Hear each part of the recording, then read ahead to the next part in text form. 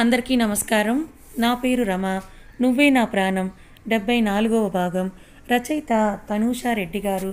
వేద్ ఏంటి అని కనుబొమ్మలు ఎగరేస్తే అప్పుడు ఏడిపించిన ఆవేదన నన్ను ఇప్పుడు ఇంతలా సంతోషంలో ముంచేసిందన్న అనుమానం పుడుతోంది నాకు. పక్కనే కూర్చున్న శుభ నడుమును 2 వేళ్ల మధ్య నలిపేసి, అనుమానం అక్కర్లేదు పప్పి, నేను ఆవేదనే, కాకపోతే నీ ఇన్నోసెన్స్తో కొంచెం మార్చేశావు అంతే. వేద్ నాకు ఇంకా కోరిక అలాగే ఉండిపోయిందని అంటుంది శుభ. ఏంటి, నేను వరల్డ్ టూర్ తీసుకుని వెళ్తానని నీతో కాలేజ్ టైంలో చెప్పాను, అదేనా? కాదు శ్రీవారు, నా ప్రపంచమే నువ్వు దేవ్. మరి అని ఆలోచిస్తూ, ఇక్కడే నైట్ అవుట్ ప్లాన్ చేసావా? ఛీ కాదు అని సిగ్గుతో బుగ్గలు 2 ఎర్రగా చేసుకొని అంటుంది శుభ. మరేంటే, నీతో బైక్లో వెళ్ళాలని, అది కూడా అప్పుడు నన్ను తిప్పిన అదే బైక్లో అని అంటుంది శుభ. అంతేనా? ఇంకేదో పెద్ద కోరిక అడుగుతావని ఎక్సెప్ట్ చేశాను పప్పి. అంత ఎక్కువగా ఎక్సెప్ట్ చేయమని నేను చెప్పలేదు, కానీ ఇంకా ఇంటికి వెళ్దాం. అత్తయ్య మామయ్య డిన్నర్ చేయకుండా మన కోసమే వెయిట్ చేస్తూ ఉంటారు. పక్కనున్న మొగుడు పట్టలేదు, కానీ ఎక్కడో ఇంట్లో ఉన్న వాళ్ళు కంటికి బాగా అంటారు నీకు అని వేద్ చిరుకోపంగా అంటే, వేద్ చేతిని చుట్టేసి, నీకు నా లాంగ్వేజ్ సెట్ అవ్వదులే కానీ రా అని అంటూ పైకి లేచి చేతిని అందిస్తుంది శుభ. నా పర్సనాలిటీ, నీ కదిలించే పర్సనాలిటీ నీది కాదులే అని వేద్ లేచి ఇసుకతో ఇల్లు కడుతూ ఉన్న కొడుకుని ఎత్తుకొని శుభని కూడా తీసుకొని కారులో కూర్చోపెట్టి కార్ని స్టార్ట్ చేసి ఇంటికి పరుగులు పెట్టిస్తాడు వేద్. డిన్నర్ చేస్తూ ఉంటే వేద్ అని పిలుస్తుంది సుచిత్ర. ఎస్ మామ్ అని వేద్ అంటే, శివపురం నుండి శివప్రసాద్ గారు ఫోన్ చేశారు. ఊరి దేవత ముత్యాలమ్మ జాతరంట, రమ్మని పిలిచారు. ఆర్జే ఇప్పుడే డెలివరీ అయింది కాబట్టి నేను తనతో ఉంటాను. మీ నాన్నకు ఆఫీస్ పనులు ఎప్పుడూ ఉంటాయి. నువ్వు శుభ దేవుని తీసుకుని వెళ్ళండి.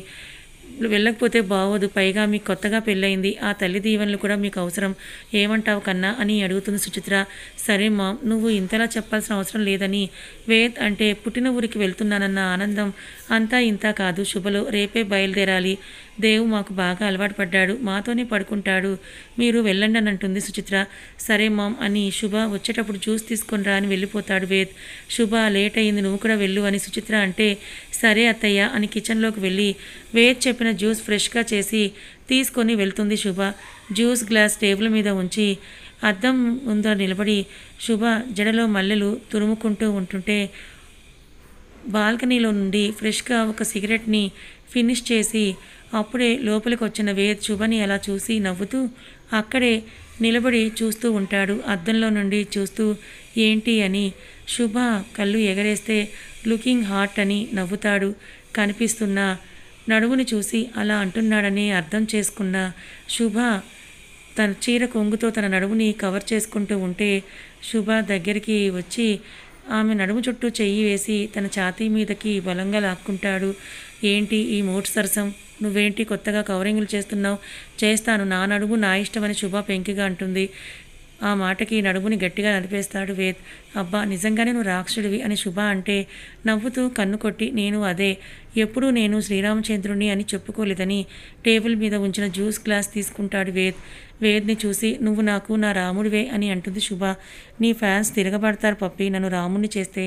వాట్ ఎవర్, అమ్మాయిలకు నీలాంటి భర్త రావాలంటే రాసి పెట్టుండాలి వేద్. సగం తాగిన జ్యూస్ గ్లాస్ని ఆమె పెదవుల దగ్గర ఉంచి, నీకు కంసని కదే, నా వల్ల చాలా ప్రాబ్లమ్స్ ఫేస్ చేశావు అని వేద్ అంటాడు. నా వల్ల నువ్వు కూడా 3 ఏళ్ళు బాధను అనుభవించావు. సైడ్ స్మెల్ ఇచ్చి శుభ చేత జ్యూస్ ఖాళీ చేయించి గ్లాస్ని టేబుల్ మీద పెట్టి టైం వేస్ట్ చేస్తున్నావంటూ పిన్ పెట్టె చీరను లాగి ఒక ముద్దలా విసిరేసి, ఇందాకేంటే నీ నడుబా, నీ హోల్ ప్రాపర్టీ నాకు మాత్రమే సొంతం పప్పి, ఇంత పొసివ్నెస్ ఏంటి ప్రేయు, బికాస్ యువర్ మైన్ ఓన్లీ శుభ అని ఆమె హృదయం మీద చిరుముద్దు అద్ది ఆమెని 2 చేతుల్లోకి ఎత్తుకొని బెడ్ మీద పడుకోబెట్టి తను మీద వాలి పెదవులని ఆమె కంఠం మీద నుండి కిందకు తీసుకెళ్తూ ఉంటే శుభ కనురెప్పలు తమకంగా వాలిపోతూ ఉంటే ఆమె చెయ్యి స్విచ్ బోర్డ్ వైపు వెళ్తుంటే చేతిని ఆపి, ఉండని, నీ అందాలను నేను చూడాలని అంటాడు వేద్. వద్దు, నాకు సిగ్గు అని శుభ అంటే, ఇంకా సిగ్గా అంటూ ఆమెను అల్లుకుపోతూ ఏ అడ్డు లేకుండా అనాచ్ఛాదనంగా లైట్స్ మధ్యలో వెలుగుతున్న నాభిని ముద్దాడి చిరుపంటి ఘాటు ఇస్తాడు వేద్. నొప్పికి ఆ అని శుభ నిట్టూరిస్తే ఆమె చేతుల్ని పెనవేసి పెదాలను జుర్రుకునే పనిలో నిమగ్నమవుతాడు వేద్. శుభ అని వాలిపోతున్న రెప్పలతో శుభ చూస్తే నాభి పక్కన ఉన్న పుట్టుమచ్చ మీద గడ్డం నిలిపి, నీ పెదవి కింద ఉన్న పుట్టుమచ్చ ఒక బ్యూటీ స్పాట్ అయితే ఇది రెండోది అని తడిముద్దు అద్ది ఆమెను తన మీదకు తెచ్చుకుంటాడు వేద్. కిస్మి శుభ అని వేదంటే నవ్వుతూ అతని పెదాలను తన పెదాలతో మూసేసి బలంగా ఉన్న అతని కండలను తడుపుతూ వేద్ అని పిలుస్తుంది. ఏంటని ఆమె పెదవి కింద మచ్చను ఆపకుండా ముద్దాడుతూ అడుగుతాడు వేద్. ఐ లవ్ యూ అని శుభ అంటే ఏ దిగులు లేకుండా స్వచ్ఛంగా నవ్వుతున్న శుభ వదనాన్ని చూసి I love you infinity times అని ఆమెను కిందకు చేసి పైన బరువుని మోపి కొంచెం కొంచెంగా ఆమెను ఆక్రమించుకుంటాడు వేద్. ఆఫీస్కు రెడీ అవుతున్న వేద్ని చూసి చాకిరేవంత ఉంది అని అంటుంది శుభ. వాట్ అని అంటూ అతను అడిగితే అదే తమరి వీపు అని శుభ అంటే ఇప్పుడు నా వీపుతో వచ్చిన ఇబ్బంది ఏంటంట నీకు? ఇబ్బంది నాకు కాక మరెవరికి ఉంటుంది శ్రీవారు? కానీ ఇలా హాట్గా మీరు హ్యాండ్సమ్గా బాడీని పెంచి సగం బటన్స్ని పెట్టుకొని సగం వదిలేసి బయటకు వెళ్తేనే అసలైన ఇబ్బంది అని దిగాలుగా అంటుంది శుభ. శుభ వైపు తిరుగుతాడు వేద్. ఏంటి అలా చూస్తే భయపడిపోతానా అని శుభ కచ్చిగా అంటే నవ్వి కమ్ అని చేతులు చాపుతాడు వేద్. బెడ్ మీద కూర్చున్న శుభ చుట్టుకున్న చీరతో బెడ్ దిగి పరుగున వెళ్ళి అతని గుండెల మీద వాళ్తుంది శుభ.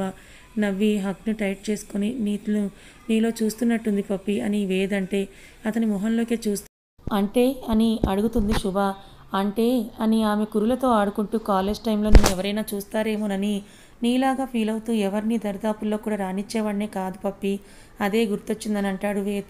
శుభ చిన్నగా నవ్వుతూ కండలు ఎందుకు పెంచినట్టు వేద్ ప్రయాంష్ గారు ఇంకా చెప్పనే లేదు అని అంటుంది శుభ నవ్వుతూ. నిన్ను ఇంకాస్త టెంప్ట్ చేద్దామని వేద్ అంటే నేను సీరియస్గా అడుగుతున్నాను ప్రేయు. లవ్ ఫెయిల్యూర్ అయితే ఎవరైనా చిక్కిపోతారు, నువ్వేమో ఇంకా బాడీని పెంచి ఇలా హాట్గా తయారయ్యావు ఎందుకు అని ముద్దుగా అడుగుతుంది శుభ.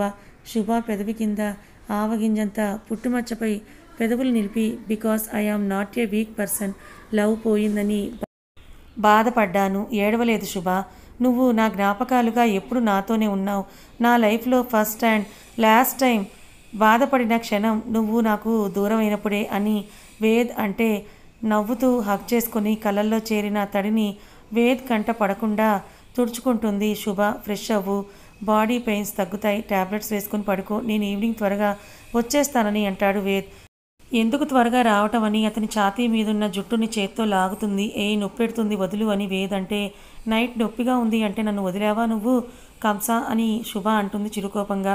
పక్కనే నేతి పాలకోవాలను ఊరిస్తుంటే నేనెలా కామ్గా ఉంటానని అనుకున్నావే నువ్వు? నీకు నా గురించి తెలుసు కదా, అందుకే బాగా తిని రెస్ట్ తీసుకో అని నన్ను తిట్టుకునేలా నువ్వే స్ట్రాంగ్ అవ్వని, నైట్కు ఇప్పటి నుండే ప్రిపేర్గా ఉండు, చూడాల్సిన అందాలు ఇంకా చాలా ఉన్నాయని కన్ను కొట్టి వేద్ కిందకి వెళ్తే ఛీ అన్నీ సిగ్గులేని మాటలే నీకు అని ఎర్రగా మారిన బుగ్గలతో అద్దం ముందు నిల్చొని కొంగు తీసి తనని తాను చూసుకుంటుంది శుభ. పంటిగాట్లు గోటి గిచ్చుల మధ్య చేతి నలుపుల మధ్య ఆమె దేహం సరికొత్త రంగుని సంతరించుకొని మెరుస్తూ ఉంటే నవ్వుకొని వాష్రూమ్కి వెళ్ళిపోతుంది శుభ. అక్కడి నుంచి వెచ్చటి నీటితో తలారా స్నానం చేసి కిందకొచ్చేటప్పటికే సుచిత్ర పాపని ఆడిస్తూ ఉంటే నాకివ్వండి అత్తయ్య అని అంటూ పాపని ఎత్తుకొని అటూ ఇటూ శుభ తిప్పుతూ ఉంటే అలాగే చూస్తూ ఉన్న రఘుపతి గారి పక్కన కూర్చొని ఏంటి తాతయ్య అలాగే చూస్తున్నారు నన్ను అని అడుగుతుంది శుభ. ఏమీ లేదు తల్లి, నిన్ను ఇలా చూస్తూ ఉంటే నాకు నా కూతురు గుర్తొచ్చింది, తను కూడా ఇలాగే ఏడుస్తూ ఉన్న వేద్ను భుజాన వేసుకొని ఆడిస్తూ ఉండేది. వేద్ అంటే నా కూతురికి చాలా ఇష్టం బుజ్జమ్మ అని తాతగారు ఎమోషనల్ అయితే కళ్ళల్లో చేరిన కన్నీటిని తుడుచుకొని బాధపడకండి తాతయ్య అని అంటుంది శుభ. నిజానికి తన మనసులో కూడా తన తల్లి ఉండుంటే ఎంత బాగుండేది, తన సంతోషం చూస్తూ దేవుని చూస్తూ ఎంత సంతోషపడేదని అనుకోని క్షణం లేదు. ఒకరోజు లేట్గా ఊరికి స్టార్ట్ అవుతారు వేద్ శుభాలు. ఊరికి వెళ్ళగానే శివప్రసాద్ గారి మొహంలో కోట్లు ఇచ్చినారా అని సంతోషం, ఆప్యాయత మాటల మధ్య సరదాగా ఆ రోజు గడిచిపోతే మరుసటి రోజు జాతర కాబట్టి శుభ భర్త కొడుకు తన కుటుంబం బాగా ఉండాలని తండ్రి త్వరగా కోలుకోవాలని ఆ ముత్యాలమ్మను మనసారా వేడుకొని బోనం ఎత్తుతుంది శుభ. కుంకుమ రంగు పట్టుచీరలో శివప్రసాద్ గారు ముచ్చటగా చేయించిన బంగారు నగల మధ్య మరో 50 కేజీల బంగారంలా శుభ వెలిగిపోతూ ఉంటే డాడీ వాట్ మమ్మ డూయింగ్ అని దేవ్ అడిగితే పక్కనే ఉన్న అనిల్ నేను చెప్తాను రారా అల్లుడు అని దేవుని ఎత్తుకొని మమ్మ అందరూ బాగుండాలని ముత్యాలమ్మకు మొక్కుకొని ఇలా తీర్చుకుంటోంది. దేవుడంటే అసలు భక్తి లేని వేద్ కాలుతున్న వేడివేడి బోనాన్ని ఎత్తుకున్న శుభ మీద నిప్పులు చిమ్ముతూ ఉంటే శుభ మనసులో భక్తిని నింపుకొని కాలి నడకన గుడికి నడుస్తుంది శివప్రసాద్ గారు. గుడి దగ్గర ఏర్పాట్లు చూస్తూ ఉంటే ఆ వెనకే పద్మ, దివ్య, మణి, దేవుని ఎత్తుకున్న అనిల్ కూడా వస్తాడు కోపంగా. ఇష్టం లేకపోయినా శుభ కోసం వేద్ కారులో వెళ్తాడు. బోనం దించి అమ్మవారికి అభిషేకం చేసి అరచేతిలో కర్పూరం వెలిగించి తనే స్వయంగా హారతిచ్చి మొక్కుకొని కుంకుమని పిడికిట తీసుకొని శుభ వేద్ దగ్గరికి వస్తే కార్కు ఆనుకొని సీరియస్గా చూస్తుంటాడు. వేద్ నవ్వి, నీకు కోపం భలే సెట్ అవుతుంది ప్రయు, ఇంకా అందంగా ఉన్నావని శుభ అంటే మొహం తిప్పేస్తాడు వేద్. నవ్వి కుంకుమ పెడుతూ ఉంటే సీరియస్గా చూస్తాడు వేద్. ప్లీజ్ నా కోసం కాదనకంటూ కుంకుమని నుదుటిన పెట్టి లుకింగ్ సో క్యూట్ కంసా అని నవ్వుతుంది. శుభను పక్కకి తోసేసి దేవు కోసం వేద్ వెళ్తే నీ కోపం ఎలా పోగొట్టాలో నాకు బాగా తెలుసు రావణ్ అని నవ్వి కార్ తీసుకొని కూర్చొని కారులోనే ఉన్న మొబైల్ నుండి అనిల్కు కాల్ చేసి, అన్నయ్య నేను వేద్తో పాటు ఇంటికి వెళ్తున్నాను, నా కోసం వెతకకు అని చెప్పి కాల్ కట్ చేస్తే అంత క్రౌడ్ను చూస్తూ చిరాకు పడుతూ దేవుని తీసుకొని కార్ దగ్గరకు చేరుకొని శుభను సీరియస్గా చూసి కార్ని ఇంటివైపు మళ్ళిస్తాడు. మమ్మ యువర్ హ్యాండ్ అని కాలిన చేతిని చూసి నొప్పిగా ఉందా అని బాధపడుతూ అడుగుతాడు దేవ్. నో కన్నా, అమ్మవారి బ్లెస్సింగ్ కోసం ఇలా చేశాను, మనకి ఎల్లప్పుడూ ఉంటాయి కదా, నొప్పిగా అనిపించదని శుభ అంటే వేద్ సీరియస్గా చూసి మొహం తిప్పుకుంటే ఈ సైలెన్స్ నాకు నచ్చట్లేదు ప్రయు, మాట్లాడు ఏదైనా అని శుభ అంటే నువ్వు చేసిన పని నాకు కూడా నచ్చటం లేదు శుభ, గో టు హెల్ అని చెప్పి కార్ని స్పీడ్గా పోనిచ్చి ఇంటి ముందాపి కమ్ దేవ్ అని అంటూ అతన్ని ఎత్తుకొని స్లీపీగా ఉన్న వాడి మొహం చూసి ఏంటి బంగారం స్లీపీనా అని అడుగుతాడు వేద్.